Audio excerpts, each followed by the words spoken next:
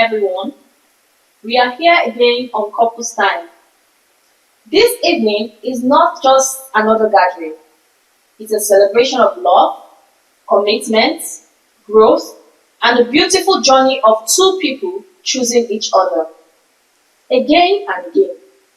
Whether you're single, dating, engaged, or married, there's something here for you to learn from, laugh about, and carry with you long after tonight.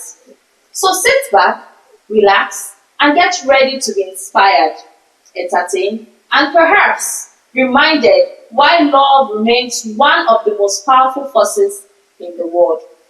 To our special guests, we are honored to have you with us in the studio.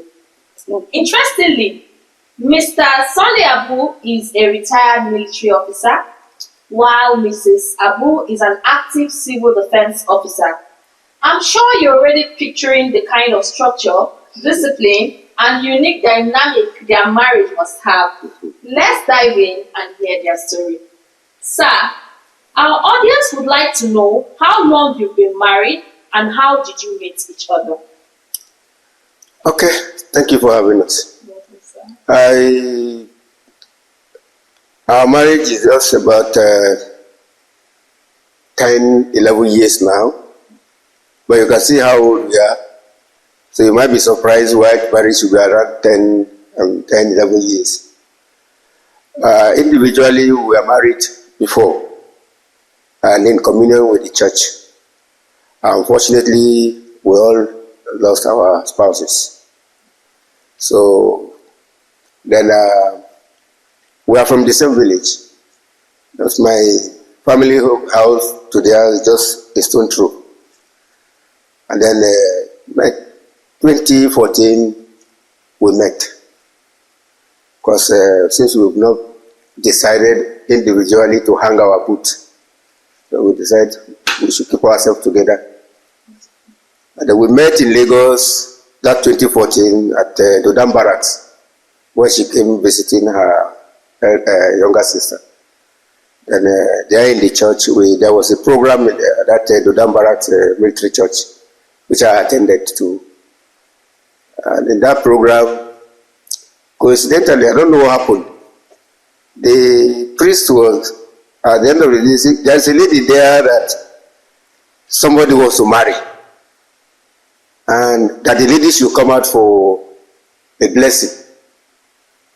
She looked at me and I looked at her as if it was okay, well, go. Then she went. From there, the whole thing started, and here we are today.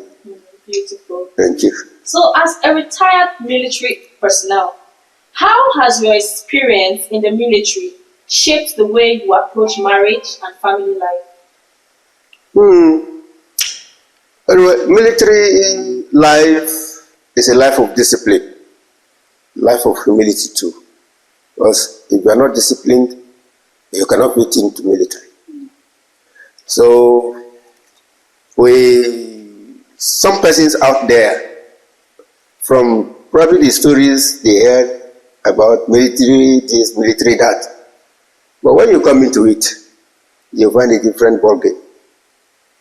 So our wives, like we have them in the barracks now, ask any of them if they want to divorce their husband, they will throw you out. Because they have full support and care and love from their husband. Yeah, so there are challenges, especially with the job. But with time, our wives and ourselves, the military men, get to understand and we follow it. And once that understanding is there, everything goes. So, ma, as someone still actively serving in civil defense, how do you balance duty to the nation with your role at home? Thank you. Civil defense and the home, they are two different things entirely. Our work is 24 hours, yet we have that privileges as married women to work and close. So once I close, I know I am done for the uniform work and I come home and come back home as a married woman. And so I balance the two. I make sure my work does not interfere with my marriage, and my marriage will not interfere with my work. I have that understanding of knowing when to do my house duty and knowing when to do my office duty. That's lovely. In what ways do your profession influence your values as a couple? We'll start with Shoma. In what way do your profession influence your value as a couple? Yes, as a couple, discipline. I discipline myself. Then my profession makes me to be smart, to be disciplined, and to understand that there's time for everything. I share my duties and make sure that it doesn't affect any. It helps to build each other. That's what I do. I make sure my work will help me to, as a disciplined person, to help me to humble myself before my husband, so that I don't have problem at home to take to the office or take from office to the house. So I used to balance it too. Beautiful. So over to you. How has your profession influenced your value as a husband? Yeah, like I earlier said, now I'm no longer serving personnel. I'm a retiree now. And then the discipline I got during my years of service, and also the how do I put it now? The kind of persons I have as a wife really influenced me to give in my best.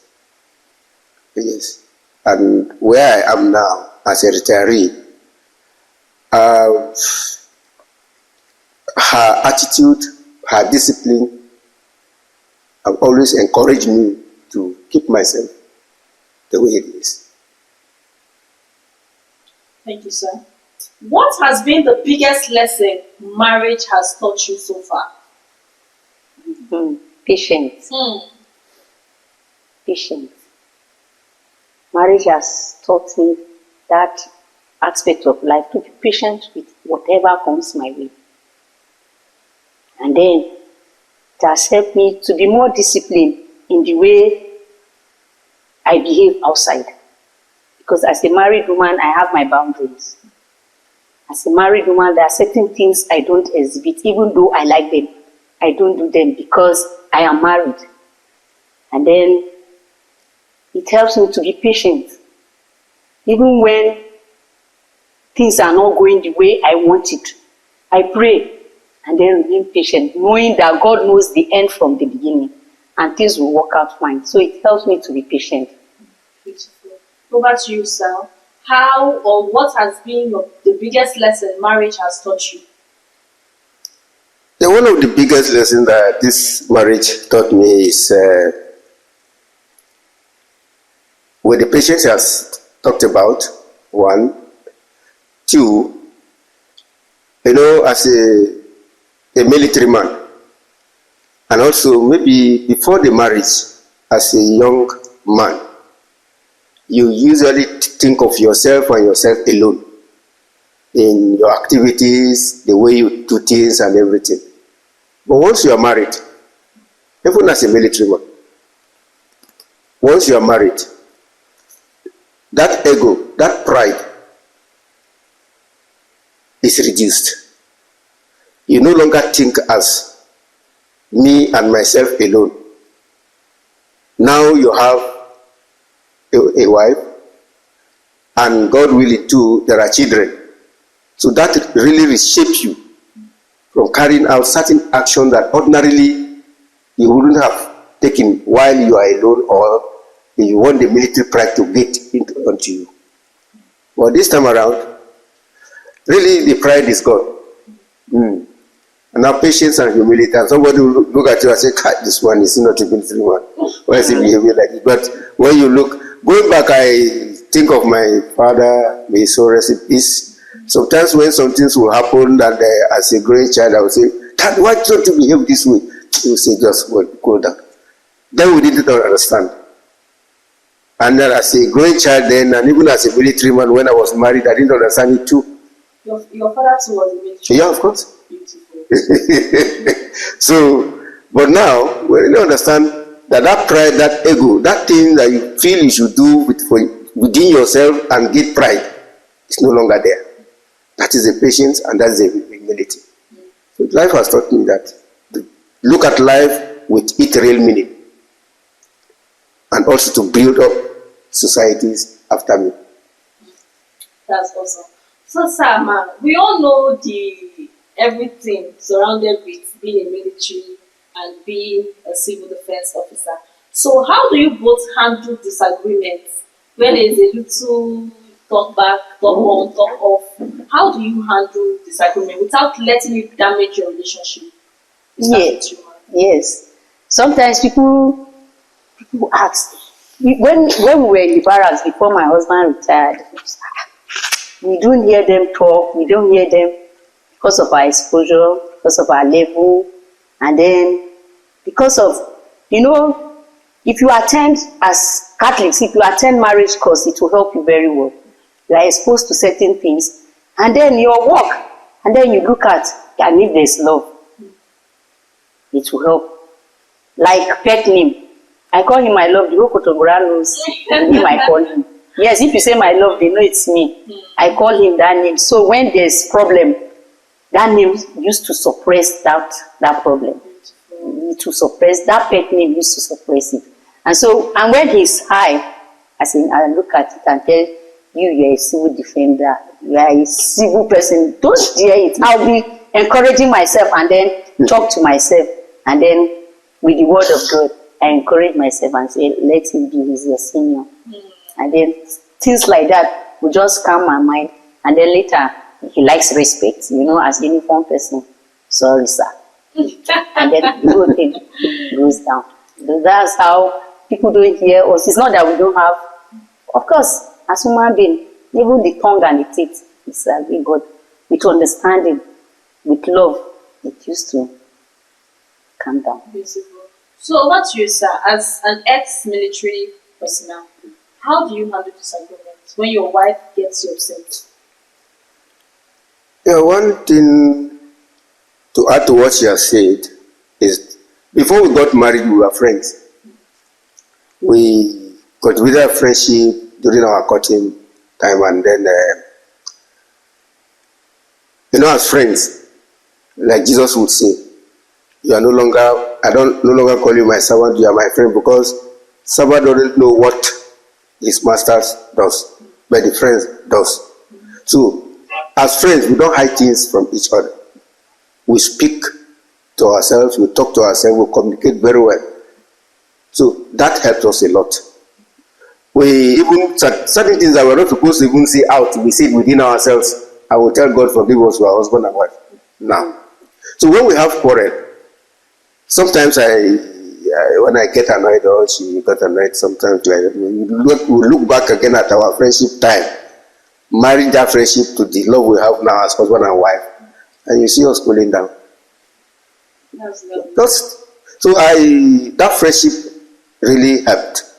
And if anybody will go into marriage today, or you are married now, because there are so many families today that this friendship started when they were courting, and after the marriage, the friendship goes,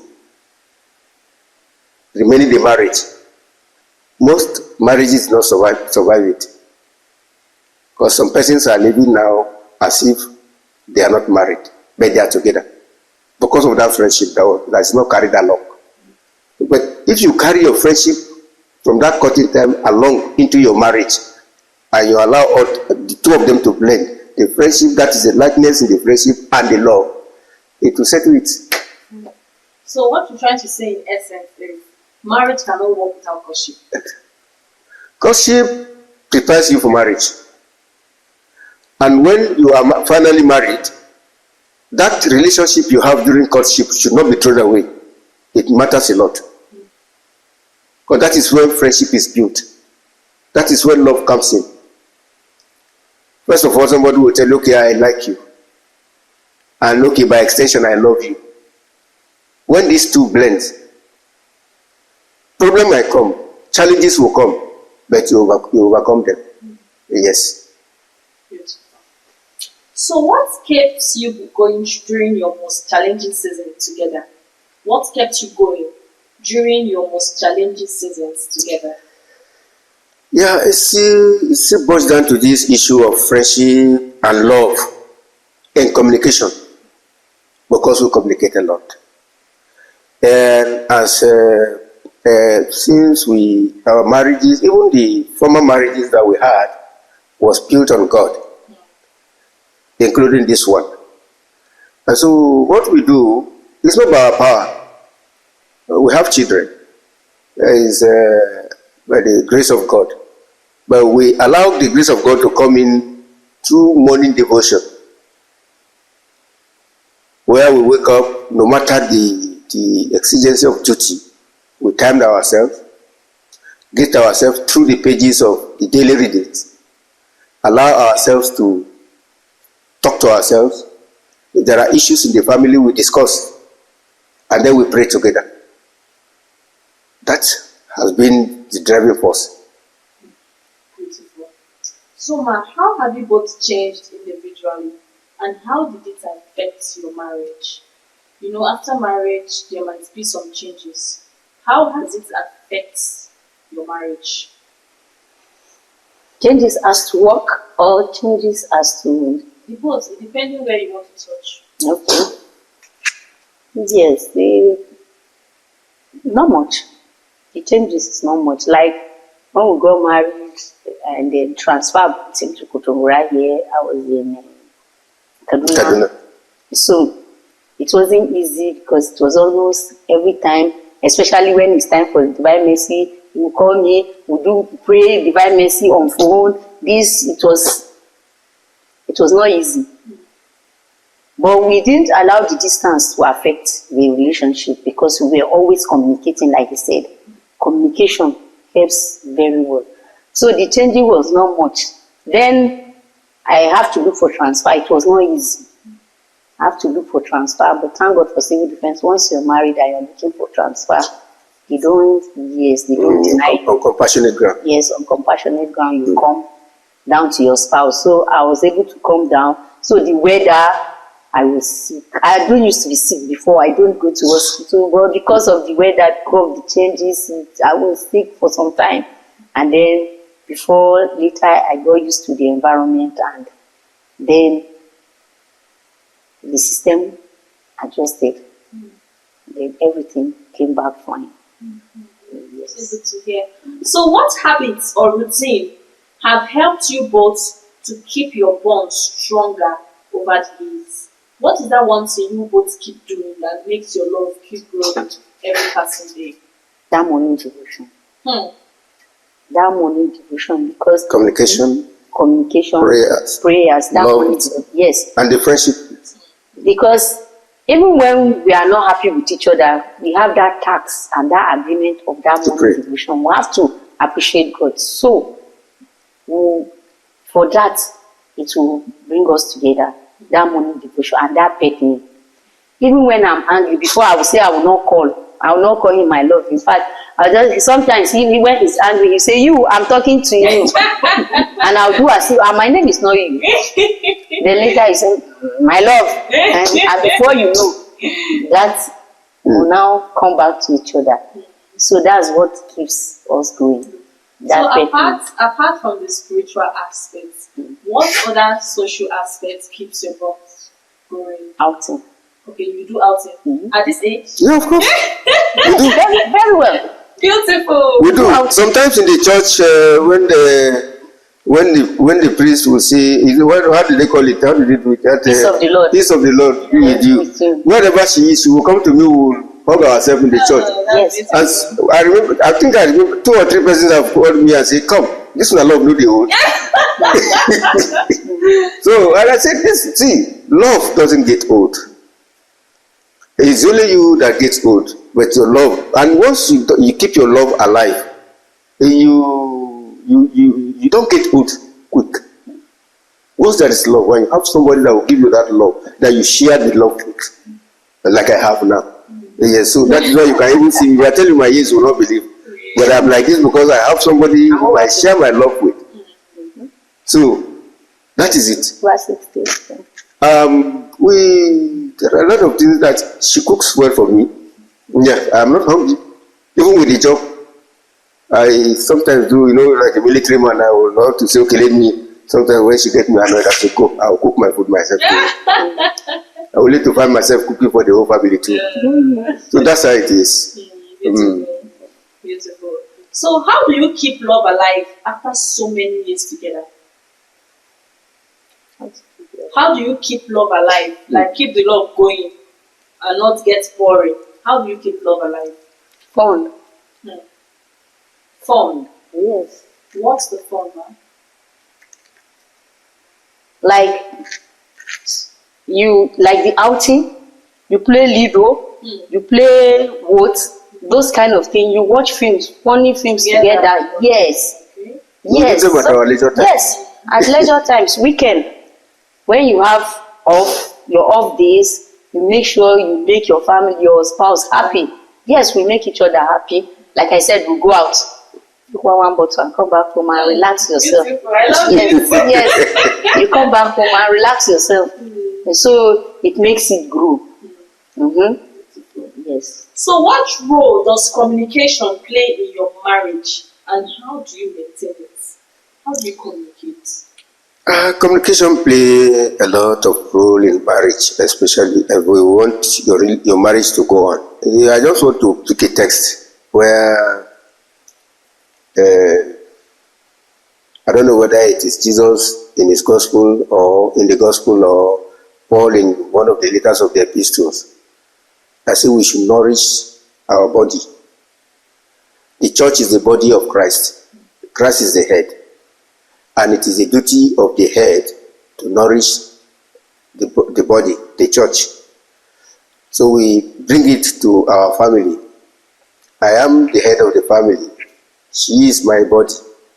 And if I want myself to be okay, I take care of my body. And so, in taking care of my body, one, we must pray together. Because they say, family that pray together stays together. That is the hallmark. Two, no marriage is without challenges. Every marriage has it.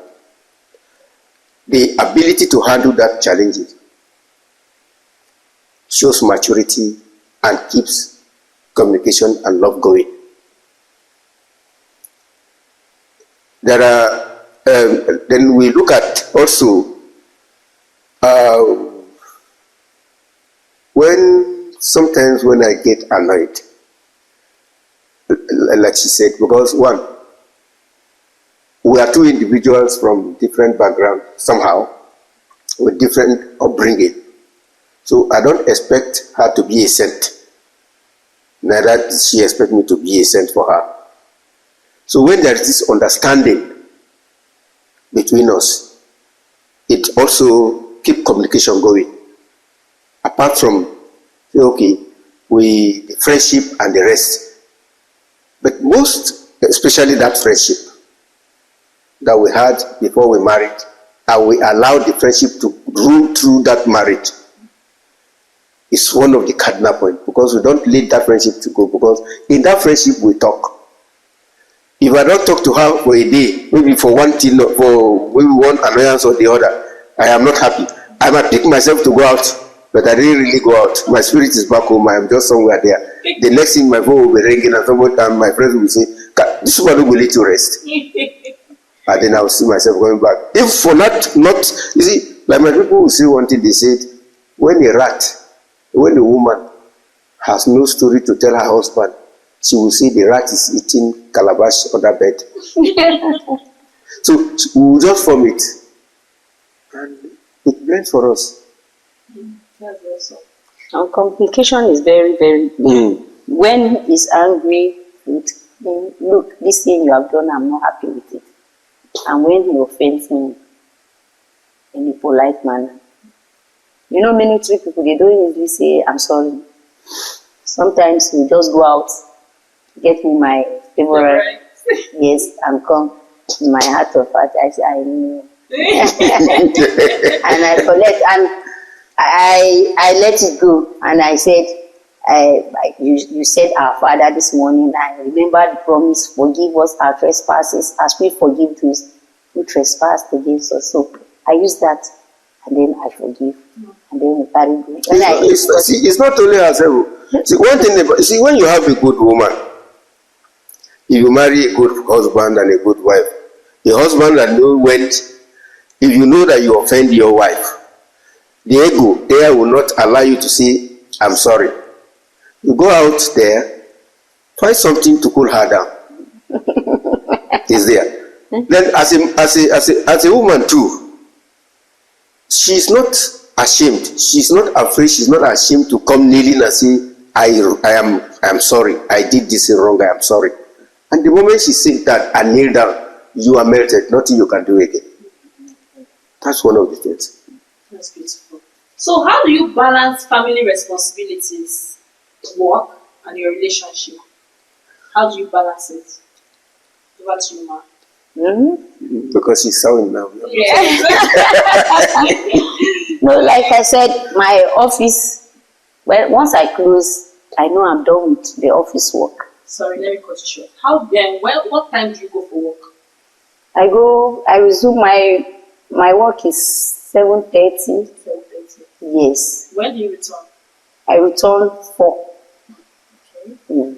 The normal work 7:30, signing, and then 4 the office closes. So except if there's an extra duty for you. So you finish your house chores before going to work? Yes, like me, I do. Yes, I woke up. I woke up. Woke up 5 o'clock. Serious? Have our prayers, devotion, everything. Before 6, we are done. And I do my work. Weekends, I make sure I cook maybe stew, cook my different yes. And then during the day, no, I don't. He doesn't play with his stomach.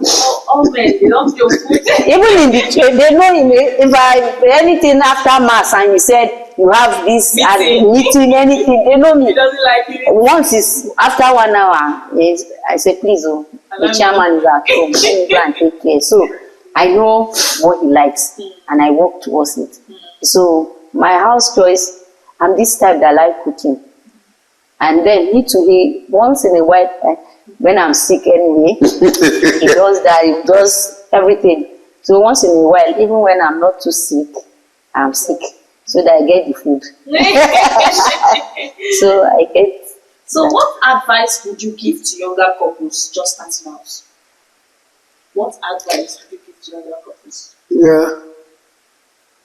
My advice to younger couples out there is this thing called marriage is an institution where no one graduates, because you keep learning every day. Like I said before, your spouse, whether the man or the woman, none of you is an angel or is sent. So there must be forgiveness. They should expect anything. Because as Christian, if the devil wants to tempt you, he tempts you from the hardest way, where you least expect, where it might be difficult for you in your own thinking to say, this I will not forgive. That is where the devil will hit. Like my people will always say, the cloth that a child likes most is the one that stumbles him down. So, this younger generation or younger couples should know that their wives or their husband at one time or the other will offend them. They should be ready to forgive. They should also be ready to be patient with them, with each other. And 3, the man should know that he is the head. That the body, the woman is a weak person. he should assist in whatever way possible. So that four, they should not allow third party into their family life. If time permits, I will give you a short story. But I don't know. When I was in Lagos at Arakan Barracks, there this young soldier that married one young lady, brought her into the barracks at Arakan Barracks. They did not quite understand each other very well. And so there was problem, this and that. It's not washing the dish well. It's not washing my clothes too well for me. It's not sweeping here. The place is dirty. And they have a neighbor where the neighbor has 3 grown-up daughters, each of that girl. And the boy decided to seek advice from the old woman to help him advise his wife. He went with good intention anyway. But at the end of the day, when the story persisted, the woman advised, okay, send her to her mother so that she can teach her well. Maybe after 1 or 2 months, she come back, she will change. Within that 2 months, this old woman now tell the other younger daughter of hers to help uncle wash plate, help uncle sweep house. In that process, she helped uncle get pregnant. That is life.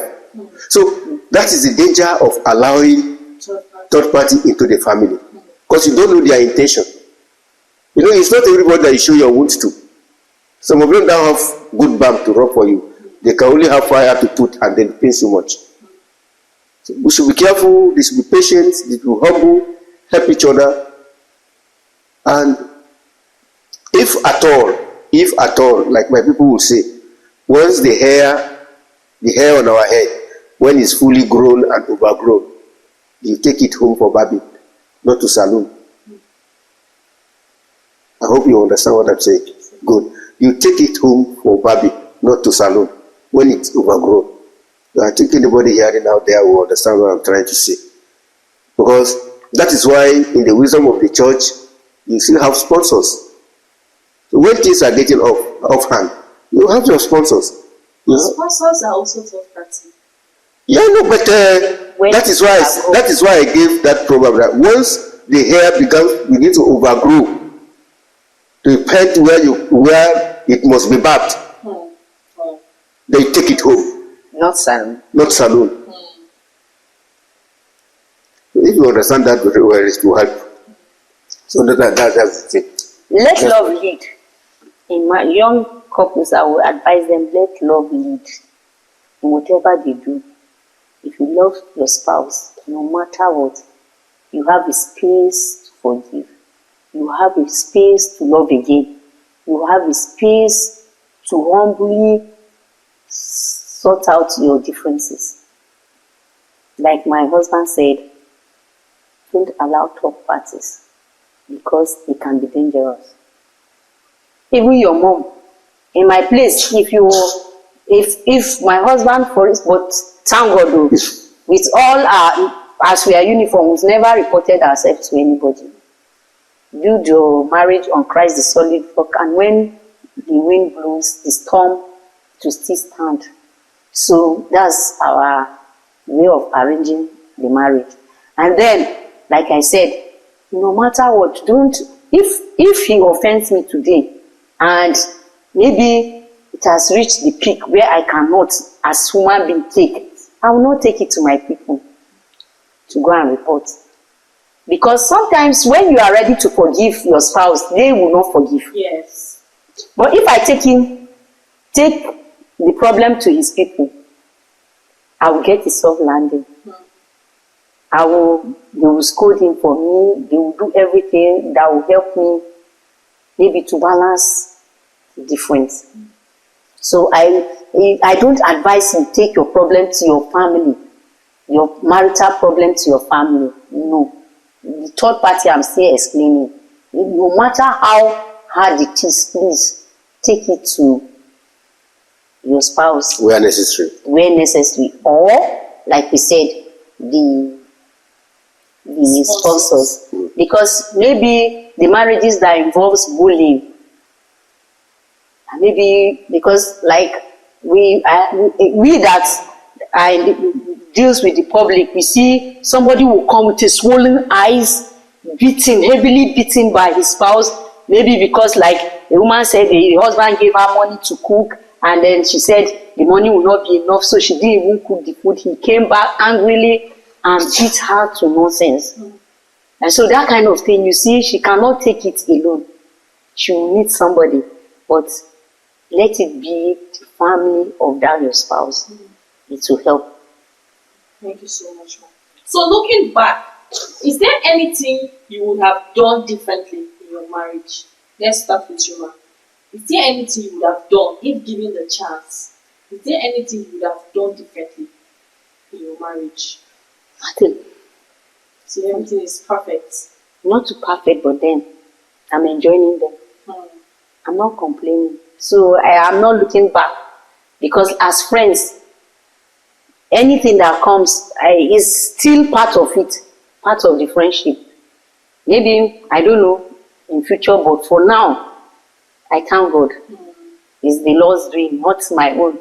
Because of the words of encouragement from the Bible, I am grateful. I don't have anything to think that I want to change. Not even character, not even because of the communication.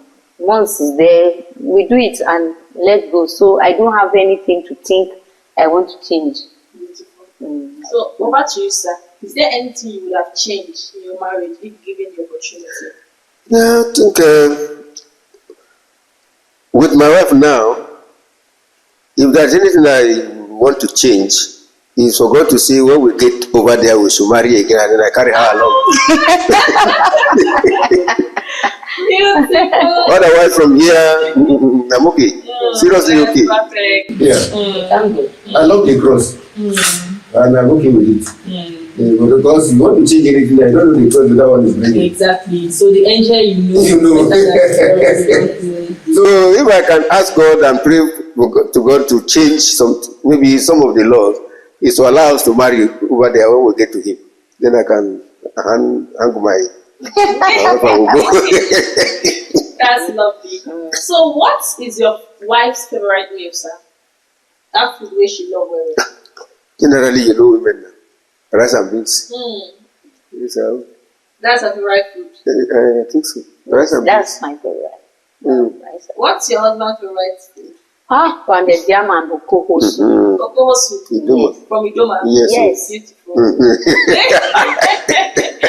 What's your husband's favorite color? The color you love so much. White. White. Yes. So what's your wife's favorite color? Red. Red. Yes. Beautiful combo. Valentine. I think that. We hope tonight has reminded us that love is just not about good moments, but about choosing each other even in difficult ones. We've laughed, we've learned, and we've been inspired by real stories that show us that lasting relationship takes patience, understanding, and intentional efforts. So every couple here, keep growing, keep communicating, and most importantly, keep loving on purpose. And to everyone watching, may you carry these lessons into your own relationship and future homes. Thank you for being part of this beautiful experience. Special thanks to the Kontagora Diocese Media for this wonderful job they do. Until next time, this is Couples Time, where love truly lives and thrives. Good night and God bless you all.